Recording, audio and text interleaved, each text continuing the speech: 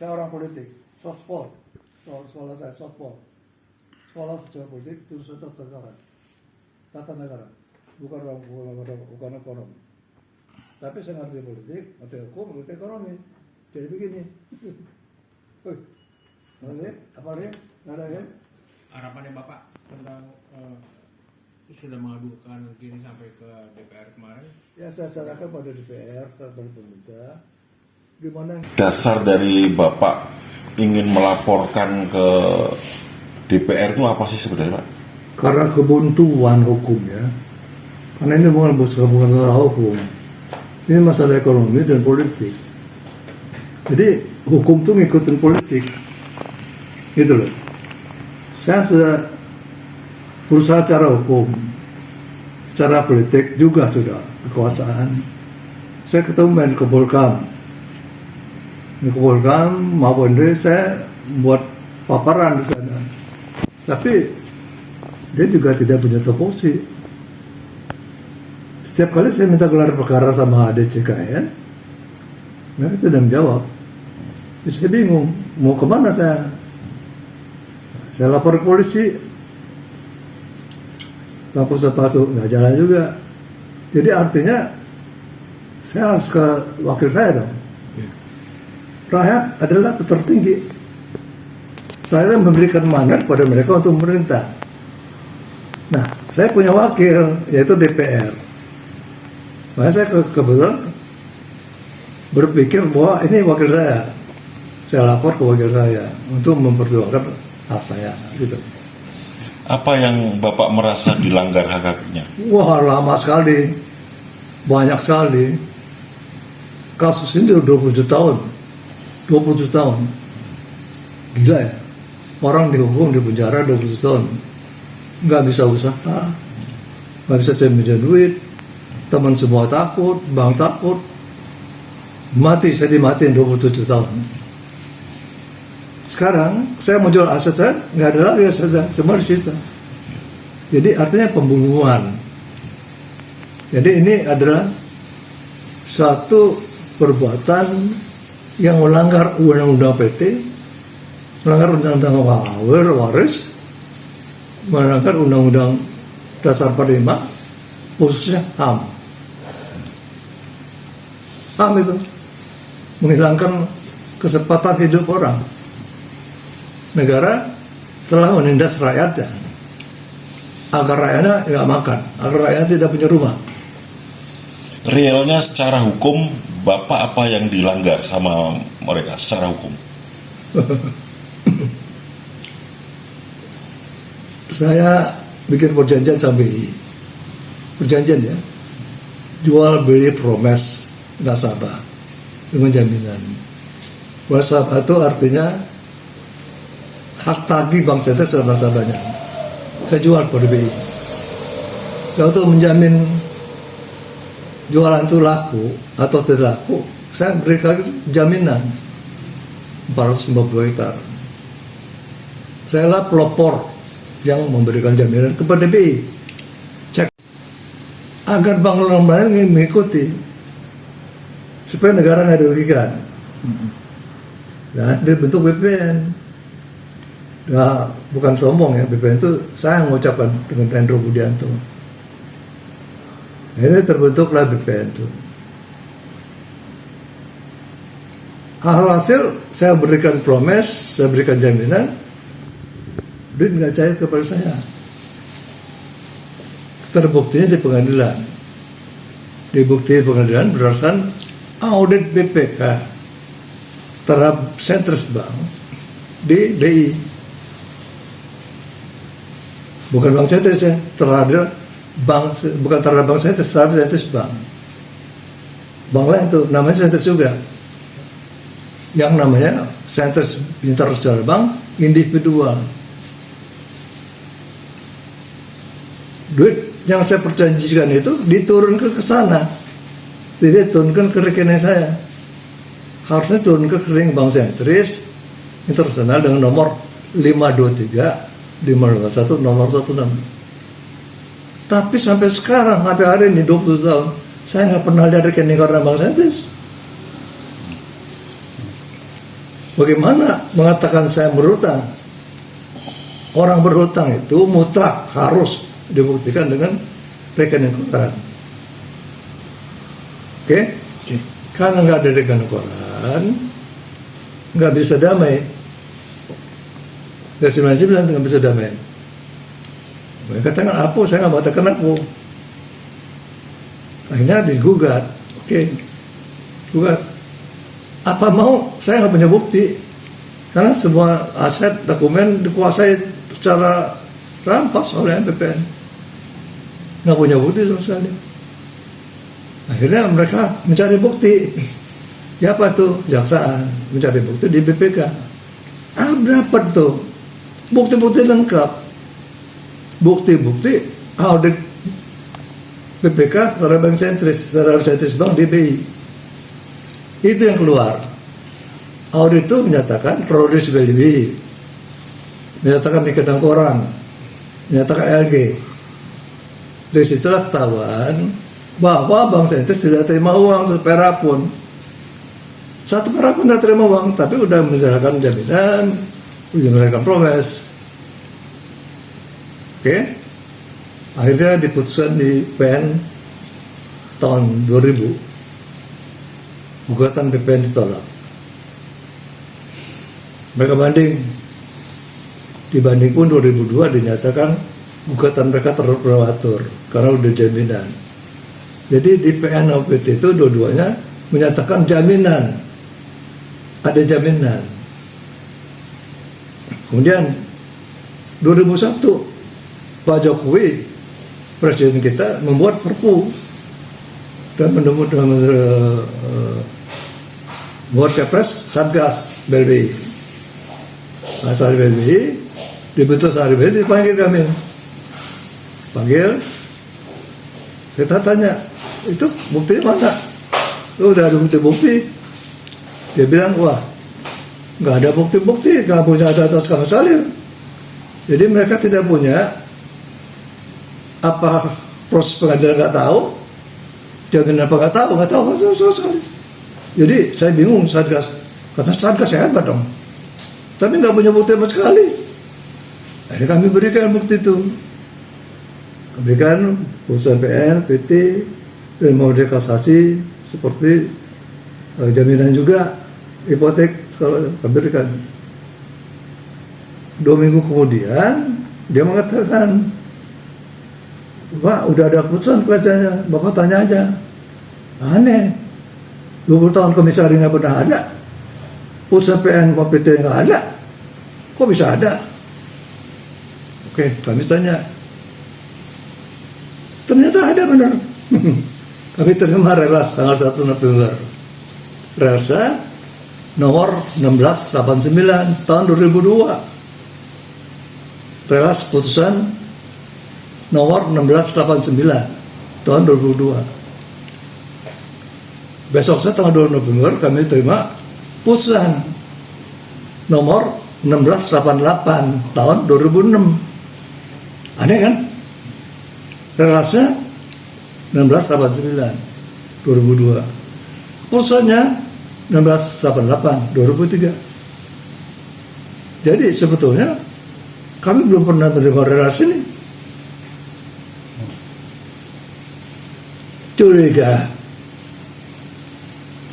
karena waktunya tidak lazim 20 tahun. Curiga karena kami memberikan memori kasasi, tiba-tiba ada putusan. Tanya-tanya, kok hebat benar ya? Malaikat kalian. Oke, kami belajarin. Putusan berantakan. Tidak mencerminkan seorang hakim, apalagi hakim agung. Putusan itu bukan panitia juga bukan, tukang beca itu. Kejanggalan 20 biji. Akhirnya kami bikin surat ke Mahkamah Agung menanyakan, dijawab oleh Mahkamah Agung, kami tidak pernah menerima permohonan kasasi dari BPN. 3 kali dibikin surat. Pertama, Ketua Mahkamah Agung memberi memorandum kepada Partai Muda Harap Desa apabila sudah terdaftar pada putusannya. Sorry. Mertua muda memeriksa, ternyata nggak ada. Dia bikin surat pada saya, ternyata kami tidak pernah menerima perumahan kasasi. Nah, saya coba sekali lagi saudara, dijawab lagi dengan itu terus tahun 22 Desember 22. Akhirnya dia baca lagi 2 atau 10 Mei 2003, dia cakap sama bahwa dia tidak pernah menerima perumahan kasih, tidak pernah terima. Maka saya bingung, wah kalau gitu ini perusahaan nggak terdaftar, perusahaan yang dibuat di luar pengadilan. Oke, saya lapor ke Mabes Polri, terjadi keputusan palsu. Dan ini adalah lanjut, mereka menggunakan putusan palsu. Saya suratin, udahlah apa itu palsu. Mereka menggunakan putusan palsu menyita harta saya pribadi. Dan di putusan itu tidak tertulis harta itu, tidak tertulis harta itu disita, nggak ada. Tapi mereka menyita dengan dasar putusan itu, putusan palsu itu. Dan putusan itu pasal amar putusan nomor 2 dijelaskan akte 46 dan 47 sah. 46 dan 47 itu adalah akte penyerahan jaminan dan promes, sah dan berharga. Konyol. Terus nomor 4 dikatakan saya itu konfrontasi. Udah jelas PM mengatakan kalau saya itu sebenarnya silakan cita. PT juga mengatakan itu. Jadi lucu. Jadi pasti bukan bikin hakim atau nggak ngerti. Artinya saya merasa dijolimi. Ini ketiga kali. Yang itu pertama jolimi, dia tidak terima. Saya jolimi dengan perusahaan palsu, menguasai lagi harta saya pribadi. Harta yang ada kaitan sama bank nggak dijamin terus apapun. Dia sita sampai sekarang sebenarnya masih sama saya. Silakan cita. Nah, oleh karena itu saya wajib menggugat ke PUN mengatakan ini bukan wewenang kami. Ayo. Kami gugat lagi di PN Jakarta Pusat. Berkali-kali sampai belasan kali itu baru sidang. Yang saya buat BI sama DPU. Karena BI itu kalau secara jaminan kemana jaminannya? Di sidang dilaporkan dengan bukti tertulis yang sah, yang tidak dibantahkan, semua tidak dibantahkan. Ada surat WMA yang menyatakan tidak terima putusan ini. Artinya putusan ini palsu. Kedua, BI menyatakan dengan suratnya sudah memberikan jaminan ini kepada DPU yang ada BPN ya, BPN. Tapi KPN menyatakan dengan suratnya kami tidak menerima barang jaminan. Nah, di sini artinya ada yang menggelapkan. Yang pertama kali BI menggelapkan dana rakyat, uang rakyat, uang negara, bukan gratifikasi, bukan korupsi, tapi merampok uang negara. Uang DPU, BPN menggelapkan lagi jaminan. Jadi fatal sekali perbuatan ini. Oleh karena itu kami harus lapor ke KY. Udah kami lapor 2 kali. Sekarang ke DPR. Ya mungkin sebentar lagi ada DPU. Nah, kalau DPU yang asalkan terbuka. Kami sekali lagi menegaskan tidak mencari kesalahan. Orang hidup itu kalau mencari kesalahan, mencari kebenaran. Filsafat itu mencari kebenaran, bukan kesalahan. Kami tidak mencari kesalahan. Kami tidak menyalahkan siapapun, karena ini ada kesalahan asal Islam. Orang dulu yang salah. Kami tidak menyalahkan siapapun. Tapi kami memurahkan kebenaran demi keadilan. Dengan bukti-bukti yang jelas. Itu. Nah, itu yang kami harapkan.